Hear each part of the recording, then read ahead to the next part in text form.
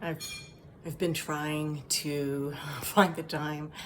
I keep getting interrupted to do an update, and I'm happy to report I am cancer free as of July. What was it, 27th, and or 8th or 9th, somewhere in there. I think it was a Monday. I remember that part.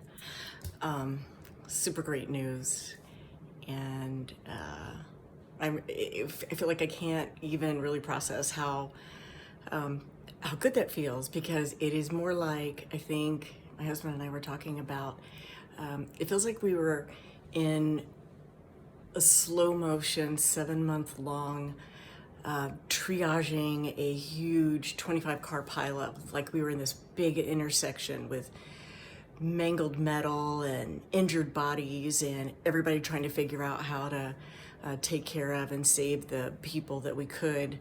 And like that was the whole 7 months. And so it's weird to process, okay, so we're done? Is that it? I go check up, I hope. I check up in October, and hopefully that's it. It's very strange. I don't know if anybody else can relate to that, but it's a good feeling. It's just that you're on deal with this shocking new hard reality, and okay, we've got to do all these crazy things to save my life. I got to process all of that, and then we're just done. So it's such a relief. It just took I think it's taking a while for the relief to set in. And then also, because it's 2020, the same exact day that I found out I was cancer free, same day. That same morning, I found out that my mother had just a few days to live, and that was not something we were expecting. She died the following Monday, so a week later, and at the end of that week, I flew into Florida, and we had a small service, and we had friends. My siblings and I were together, and we had some friends, and it really helped us to try to process that as well. That's a lot of grief. We did not expect to bury her for a few more years, so that's been really hard. It's a lot to process, and there's also a lot to feel grateful for. So I'm working on that part and embracing what is good when I can, and when I have a pity party and I think, why me? Why the cancer? Why the death of the mom? Why? I think, well, better that than it could be worse. It can always be worse.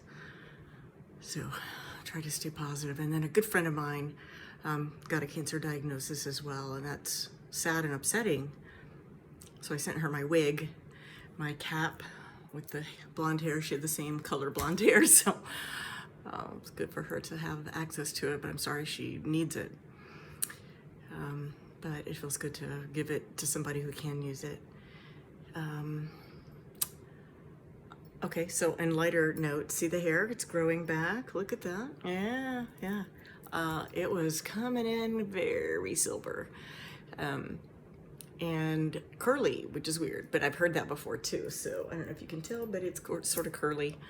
Anyway, today I treated myself to a regilding. So we brought back some of the blonde color. Didn't want to go crazy, but I think it looks a lot better than the silver. Silver's just harsh on my little peaches and cream complexion. So feel better about it, and my stylist said it will take years to grow it out long, so maybe I won't do that, maybe I will do that. I don't know. Every day is an adventure with my hair, so I'm happy to have hair, because for a while I didn't.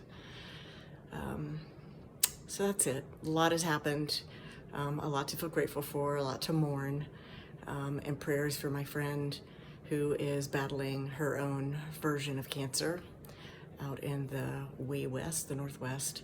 And reach out to me if you have questions, or you want to make comments, or if you're curious about anything. I'm happy to answer your questions. If you're somebody who is fighting cancer right now, then I just encourage you to keep fighting. And on the days when you don't feel like it, just acknowledge, oh, this is a day I don't feel like fighting. I will be continuing to fight, but I am not feeling like it now. be kind to ourselves. That's a really important thing. Okay,